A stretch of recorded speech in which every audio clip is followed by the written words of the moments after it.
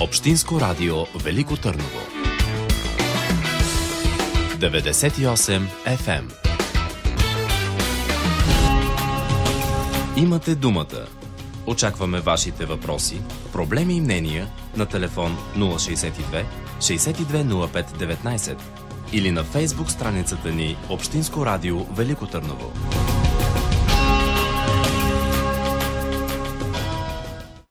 ...150 читалища във Великотърновска област проучиха по проект 50 студенти и докторанти от историческия факултет на Великотърновския университет Свети Кирил и Методий.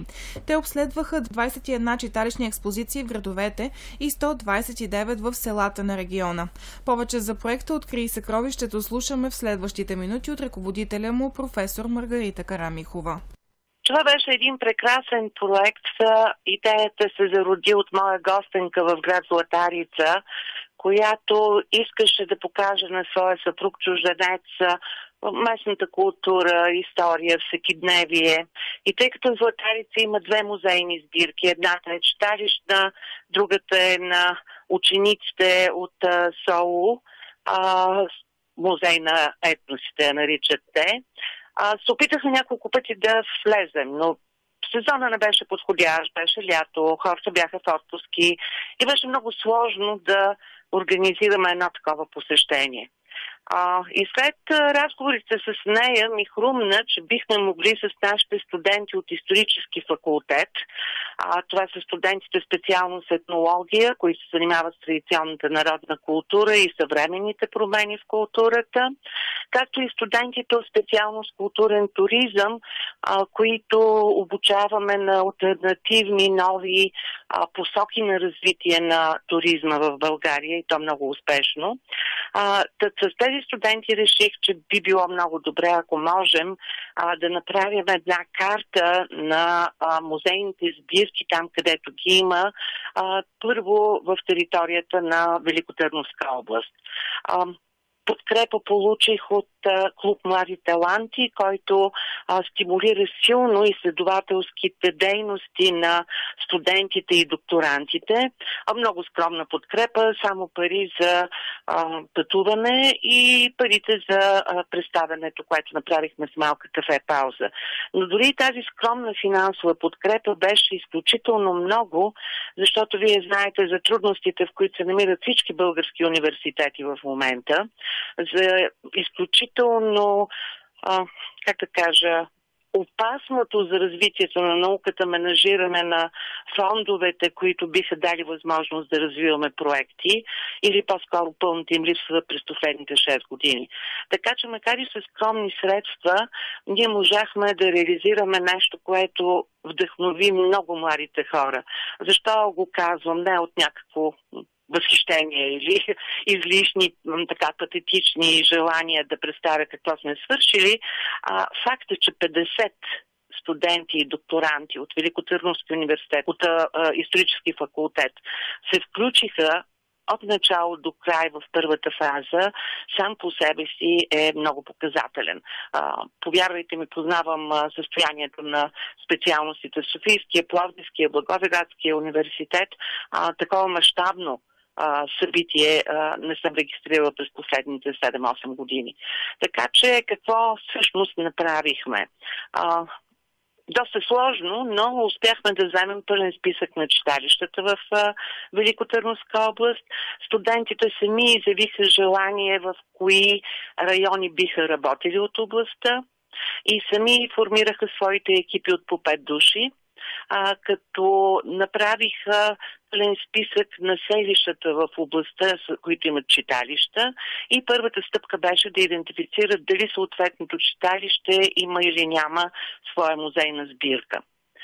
Направиха контакт с хората, след което направиха календар сами студентите, коя група къде, кога пътува, и получиха съответно средствата за тези пътувания.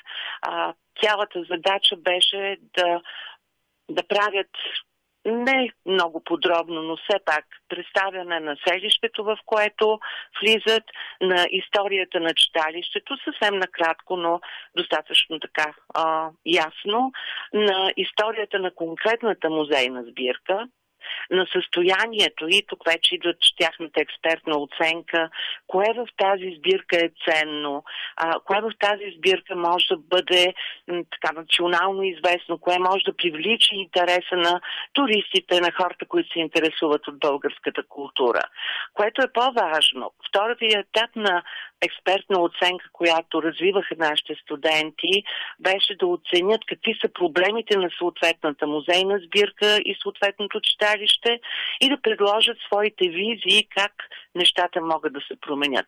Разбира се, студентите трябваше да съберат позитивна информация за брой на фондовете или на вещите в съответната сбирка, лице за контакт, което може да бъде търсено и телефони или вебсайт, чрез който хората, които се интересуват, да могат да се обадят и да са сигурни, че като пристигнат, да речем, в Златарица, ще могат веднага да посетят килийното училище, което има функцията на музей.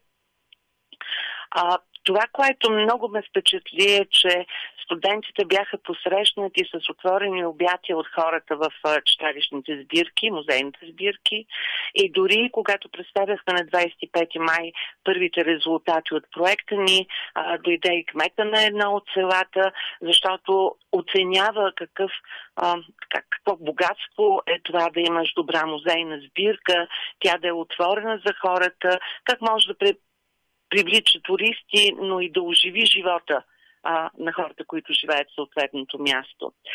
Така че, освен своята чисто откривателска работа, откриването на съкровищата, които се пазят в музеите, студентите идентифицираха много проблеми и се опитаха да очертаят пътища за тяхното решаване. Бихте ли били по-конкретна за проблемите, които срещнаха студентите точно в тези читалища, които са посетили?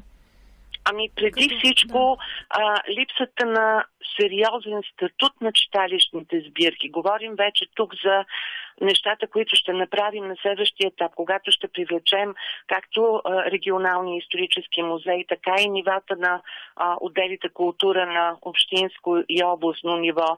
Така ще се опитаме да изпратим становище и до Министерство на културата. Значи първата най-тежка стъпка, която децата трябваше да извървят, беше да се срещнат очи с очи с липсата на добро уреждане от страна на законодателя. Да, има статут на музейните сбирки, не в нито една от тях нямаше назначени експерти, нямаше сериозна работа за тяхното финансиране, с едно изключение, нямаше визия за развитието.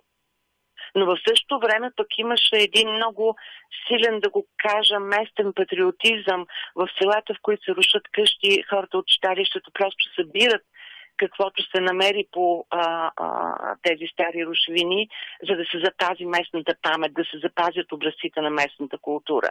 И тук студентите идентифицираха втория проблем, че все още има неща, които могат да се събират на терен, да се опазят, да се експонират, да станат част от образованието на младите хора, на децата, част от запознаването на туристите, които биха се интересували с специфични местни шедьоври на традиционната култура. Така че това е втората посока, която може да се развива, която идентифицираха студентите. Третата посока, която е свързана с първите две, това е за сега липсващите финансови възможности нашите студенти да подпомагат директно работата на тези читалищни музейни сбирки. Имам предвид, че няма такива средства в бюджета на университета, нито пък са предвидени в някаква друга форма, за да могат студентите през лято, да речем 2 седмици или 3 седмици, както са нашите задължителни стажове, да поработят във фондовете, да помогнат за, дори ако щете, боядисване на пространството, за подреждане, за експониране, за по-модерен начин на привличане на публика чрез уеб-базирани ресурси и така нататък. Един от пътищата е в момента действащия втори етап на студентски практики, но тук имаме доста работа да извървим с читалищата, които да се регистрират като работодатели, за да могат да привлекат през лятото студенти, които срещу заплащане да имат своите стажове, да могат да си го позволят и финансово студентите, да живеят в съответното селище и да работят. И това, което всъщност правим до края на май, ние извървяхме първата част на първия етап. Всички студенти заснеха селата или градчетата с читалищата, сбирките, отделните предмети. Те направиха своите презентации пред публика на 25 май. И следващото ниво вече е готово. Качването в интернет платформата на всичко това, което са открили до тук студентите. Една отворена интернет платформа, която тепърва ще се допълва и с помощта на читалищата, и с следващи ходения на студенти и така нататък. Всъщност, идентифицирайки проблемите на читалищните музейни сбирки, ние не търсим лошото, ние не търсим да се оплачем, не търсим да страдаме, как се погубва нещо ценно. Напротив, студентите са точно тези млади носители на бъдещето, които през цялото време бяха насочвани да мислят какво може да се направи, какво може да се подобри, какъв ресурс е необходим не само от пари, а ресурс на хора с добър ресурс на експертиза, на знания. Продължението на разговора с професор Карамихова за амбициите, които си поставя и пред кои институции ще представи проекта "Открий съкровището" екипът му, очаквайте в понеделник след новините в 10 часа. Имате думата. Очакваме вашите въпроси, проблеми и мнения на телефон 062 6205 19 или на Фейсбук страницата ни Общинско радио Велико Търново.